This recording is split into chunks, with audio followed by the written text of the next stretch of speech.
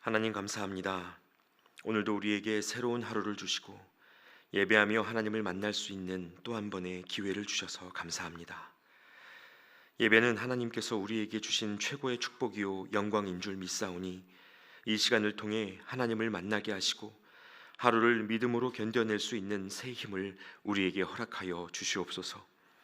무엇을 의지하고 어디로 가야 할지 알 수 없을 때 예배 안에서 말씀하신 하나님의 음성이 생각나게 하시고 우리를 통해 이 땅에 이루고자 하시는 하나님의 소명을 온전히 감당할 수 있도록 도와주시옵소서. 하나님, 오늘은 사랑하는 우리 교회를 위해 기도합니다. 한 해의 사역을 정리하며 새로운 곳에서 새로운 예배를 준비하고 있는데 바라옵기는 우리 교회의 모든 행보가 하나님의 인도하심을 오롯이 따르는 과정이 되게 하시고 구름 기둥과 불 기둥으로 길을 인도하시고 매일의 만나를 먹여주셨던 하나님, 사막에 강을 내시고 바다에 길을 내셨던 하나님의 역사를 우리도 보게 하여 주시옵소서.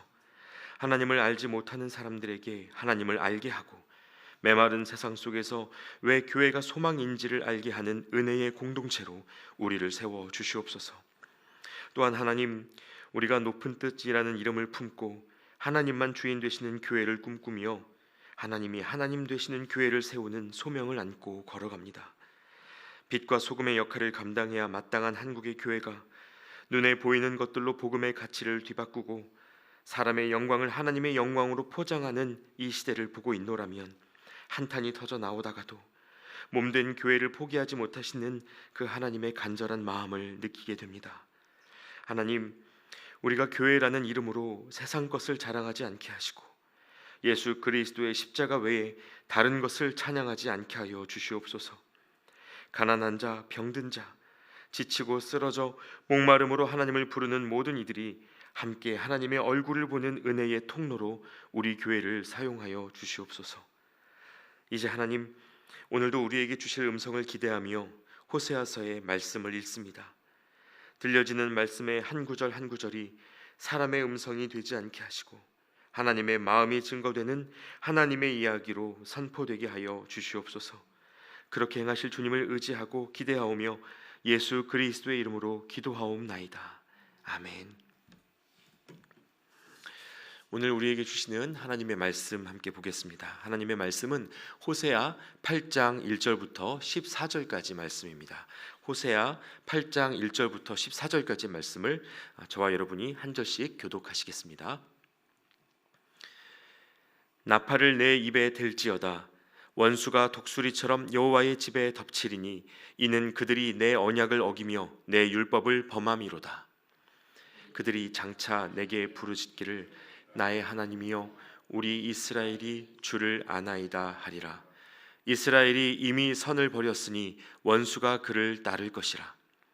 그들이 왕들을 세웠으나 내게서 난 것이 아니며 그들이 지도자들을 세웠으나 내가 모르는 바이며 그들이 또 그 은금으로 자기를 위하여 우상을 만들었나니 결국은 파괴되고 말리라. 사마리아여 네 송아지는 버려졌느니라. 내 진노가 무리를 향하여 타오르나니 그들이 어느 때에야 무죄하겠느냐. 이것은 이스라엘에서 나고 장인이 만든 것이라. 참 신이 아니니 사마리아의 송아지가 산산조각이 나리라. 그들이 바람을 심고 광풍을 거둘 것이라. 심은 것이 줄기가 없으며 이삭은 열매를 맺지 못할 것이요 혹시 맺을지라도 이방 사람이 삼키리라. 이스라엘은 이미 삼켜졌은즉 이제 여러 나라 가운데에 있는 것이 즐겨 쓰지 아니하는 그릇 같도다. 그들이 홀로 떨어진 들나귀처럼 아수르로 갔고 에브라임이 값주고 사랑하는 자들을 얻었도다. 그들이 여러 나라에게 값을 주었을지라도 이제 내가 그들을 모으리니 그들은 지도자의 임금이 지워준 짐으로 말미암아 쇠하기 시작하리라. 에브라임은 죄를 위하여 제단을 많이 만들더니 그 제단이 그에게 범죄하게 하는 것이 되었도다. 내가 그를 위하여 내 율법을 만가지로 기록하였으나 그들은 이상한 것으로 여기도다. 그들이 내게 고기를 제물로 드리고 먹을지라도 여호와는 그것을 기뻐하지 아니하고 이제 그들의 죄악을 기억하여 그 죄를 벌하리니 그들은 애굽으로 다시 가리라. 이스라엘은 자기를 지으신 이를 잊어버리고 왕궁들을 세웠으며 유다는 견고한 성읍을 많이 쌓았으나 내가 그 성읍들에 불을 보내어 그 성들을 삼키게 하리라. 아멘. 할렐루야. 네, 여러분 잘 오셨습니다. 올해 첫눈이 지금도 많이 내리고 있는데 오시는 걸음이 좀 힘들지 않으셨을지 모르겠습니다. 상황과 조건을 넘어서 예배하기 힘쓰는 저희 모두에게 오늘 하나님께서 큰 은혜 베풀어 주시기를 소망합니다. 2000년 전 예수님이 공생애를 지내던 시절 유대 사회의 많은 사람들 사이에서는 예수가 누구인지에 대한 많은 논쟁이 일어났습니다. 그도 그럴 것이 예수님은 나사렛 시골 출신이었고 그 아버지는 목수 요셉으로 예수님에게서 대단히 특별한 능력을 기대할 만한 근거가 없었습니다. 율법과 토라에 관한 아무런 교육을 받은 적이 없었음에도 성전에서 랍비들과 신학적 토론을 나누고 또 의학적인 지식 자체가 전무하던 시절에 병을 고치고 또 죽은 자를 살리는 기적들이 일어났으니 이런 논란이 일어나는 것이 당연한데 도대체 이 사람이 누구인지 이해하거나 설명할 수 있는 방편이 전혀 없었습니다. 아마 예수님도 당시에 자신에 관한 이런저런 소문들이 있다는 사실을 아셨던 것 같습니다. 그래서 어느 날 제자들을 불러 모아놓고 물으셨죠. 사람들이 나를 누구라 하더냐 질문하셨습니다. 그때 제자들이 대답하기를 어떤 사람은 세례 요한이라고 하고 또 어떤 사람은 엘리야, 또 어떤 사람들은 예레미야 같은 선지자라고 합니다. 이렇게 대답했습니다.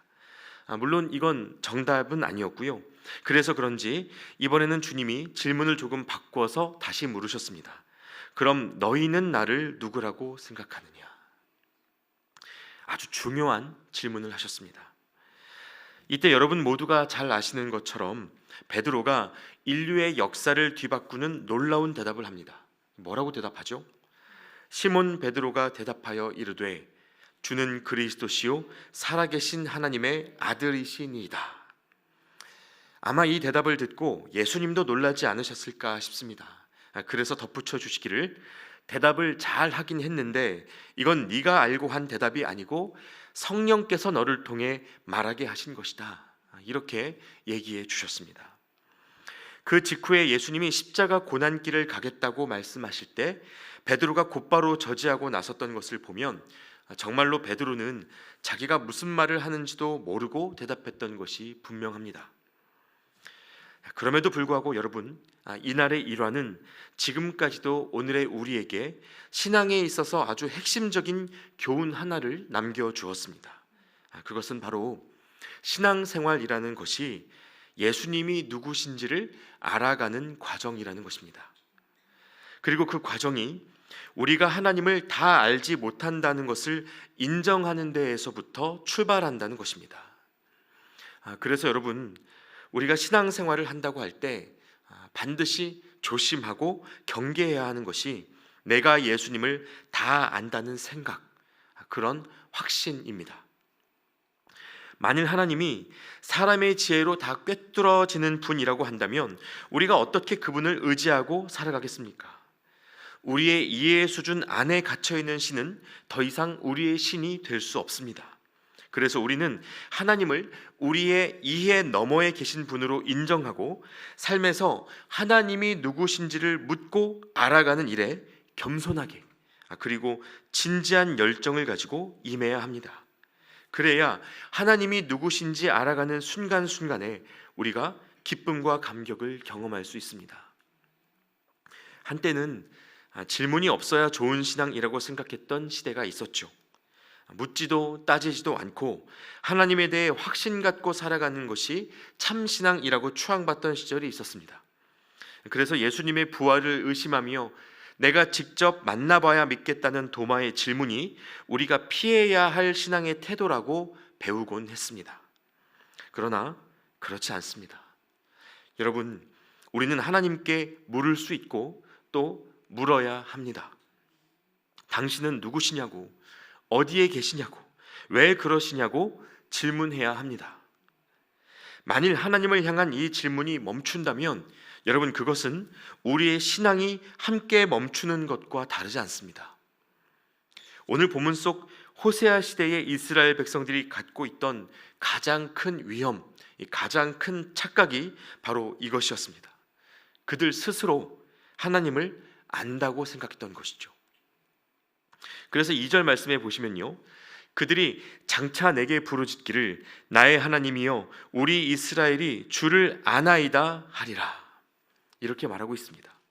경고의 나팔이 울리고 하나님의 심판이 시작되는 그 순간까지 이스라엘은 하나님, 우리가 주님을 압니다, 이렇게 외치고 있을 거라는 말입니다.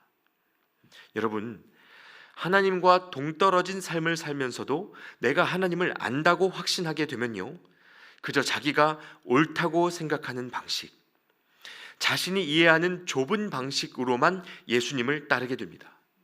하나님을 섬긴다고 생각하겠지만 실상은 하나님과 상관없는 일입니다. 참 무서운 이야기죠.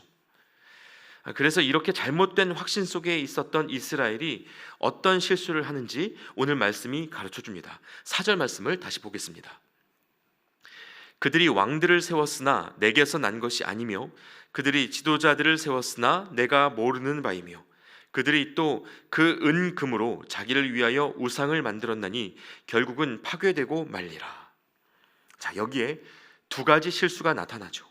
첫 번째로 이스라엘 백성들이 자기들만의 기준으로 왕을 세운 것입니다. 여러분, 본래 이스라엘 백성들에게는 왕이 필요하지 않습니다. 하나님이 그 민족의 왕이 되어 주시고 백성들의 삶을 친히 돌보아 주셨기 때문에 굳이 사람 사이에 왕을 세워두고 계급을 만들 이유가 없었습니다.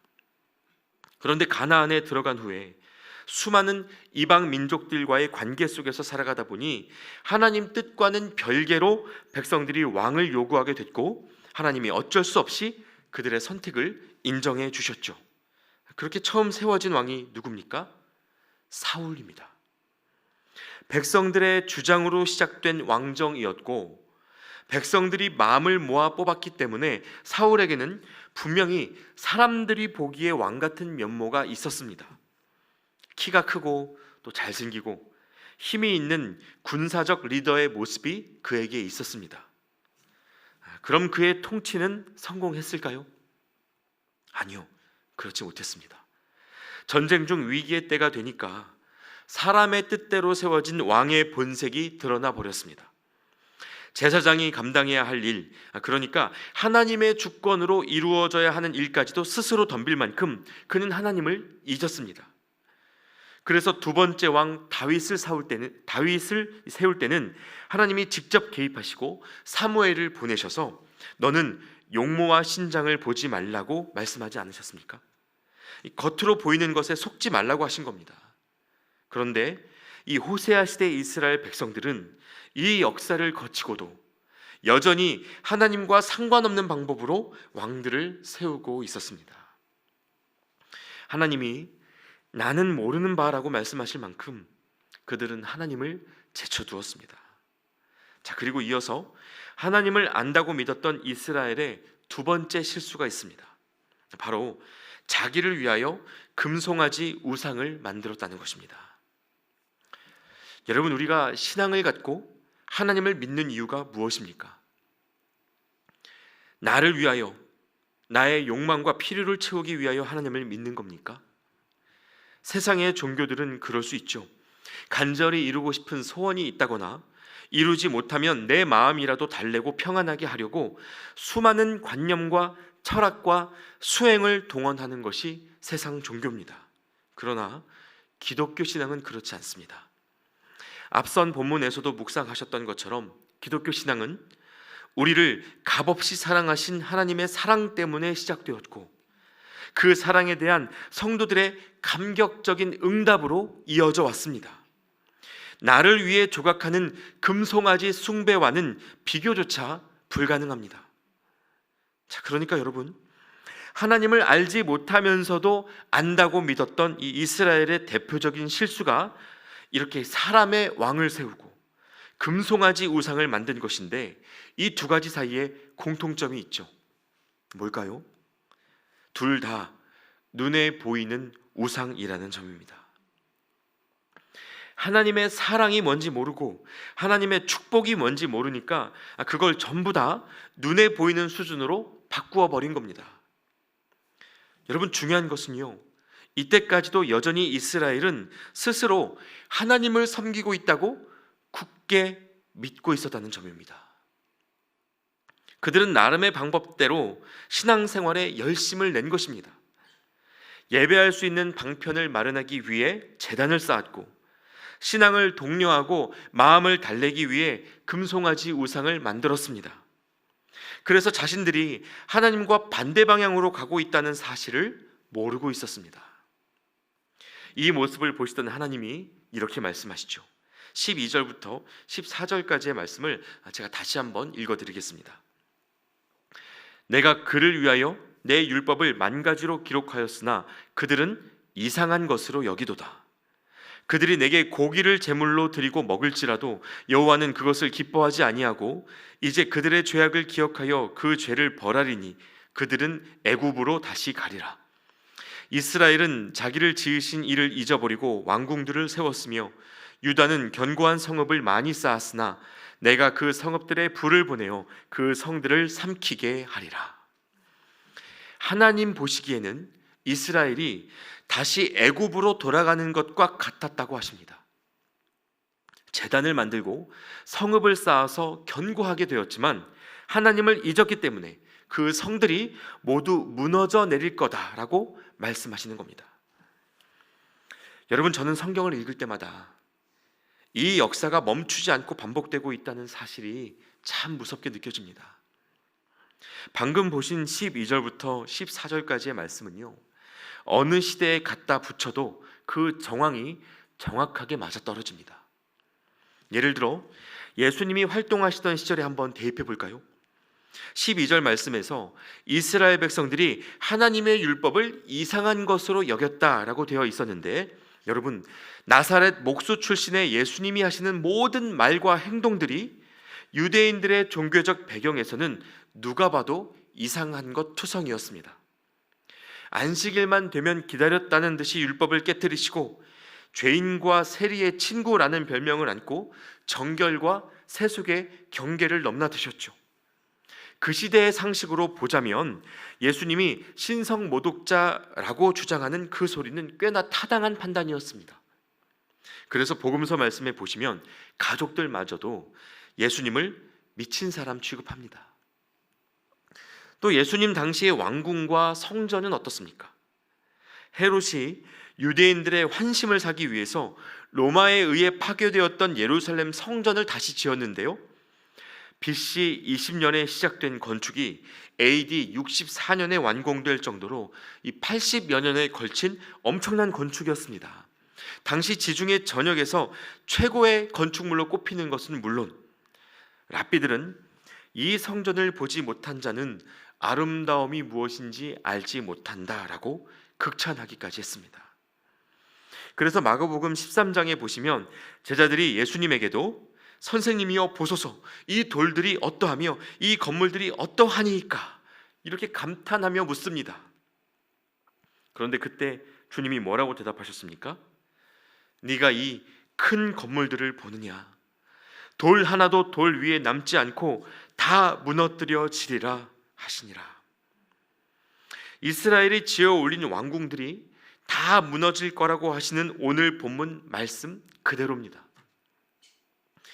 호세아 시대의 이스라엘 백성들처럼 하나님의 선민이라고 하는 유대인들의 자부심과 종교성은 극에 달해 있었지만 그 화려한 성전 안에서 벌어지는 제사장들의 횡포는 가난한 과부의 두 렙돈까지도 탐내어 먹을 정도로 타락과 변질 그 자체였습니다.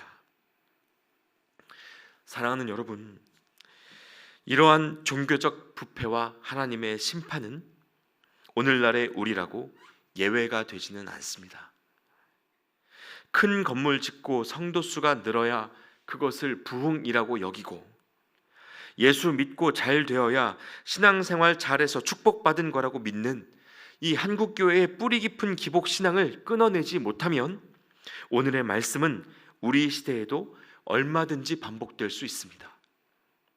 이것이 우리가 깨어 있어야 하는 이유고 매 순간 하나님이 누구신지를 묻고 찾아야 하는 이유입니다. 나도 모르는 사이 이루어지는 우상 숭배를 주제로 쓰여진 책 중에 이 팀 켈러 목사님이 쓴 내가 만든 신이라는 책이 있습니다. 한국어로는 내가 만든 신이라고 제목이 되어 있지만 본래의 제목은 Counterfeit Gods라고 해서 위조된 하나님, 모조품 하나님, 하나님인 척하는 가짜 신들이라는 의미를 갖고 있습니다. 이 책의 내용을 보면요, 우리가 사는 이 시대에 조각된 금송아지보다도 더 교묘한 방식으로 침투해 있는 여러 우상들이 있음을 알게 됩니다. 사람들의 마음을 눈에 보이는 우상보다 더 강력하게 점령하고 있는 보이지 않는 형태의 우상들이 있다는 건데요. 과거에는 무속신앙의 영향으로 나무, 돌, 동물 같은 것들을 우상으로 섬겼지만 오늘날은 돈, 사랑하는 사람, 각자가 꿈꾸는 인생의 목표, 이런 것들을 삶의 중심에 두는 것으로 우상 숭배의 형태가 달라져 있다는 것입니다. 말하자면 돈이 있어야 살 수 있다. 그 사람이 있어야 살 수 있다. 내 꿈을 이루어야 살 수 있다. 이런 생각에 매여서 우리가 하나님으로 인하여 살고 있다라는 이 믿음의 고백을 그저 추상적인 아멘으로 받아 넘기는 것이죠. 여러분, 이러면요, 예수님의 십자가 죽음과 부활도 감사하기는 한데 그것 때문에 내 삶의 우선순위를 바꿀 수는 없는 정도로 복음의 가치가 전락하고 맙니다. 여러분, 주님은 오늘도 저와 여러분에게 묻고 계십니다. 너희는 나를 누구라 하느냐? 너희가 의지하는 하나님은 어떤 하나님이냐? 질문하고 계십니다.